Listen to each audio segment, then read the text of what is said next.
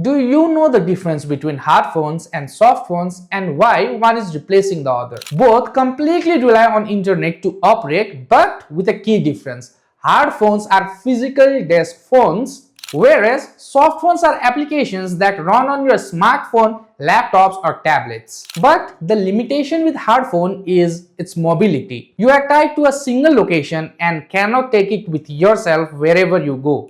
Softphones, on the other hand, allows you to make or receive calls from almost anywhere in the world, giving unmatched flexibility for your business. Another benefit, the setup cost of a softphone is significantly lower, which can be done within a few minutes. But hardphones require purchasing bulky hardware and complex installation, reducing overall business productivity. And the last one, softphones offer advanced features like call monitoring, unified call box, and AI integration, which are not available in hardphones.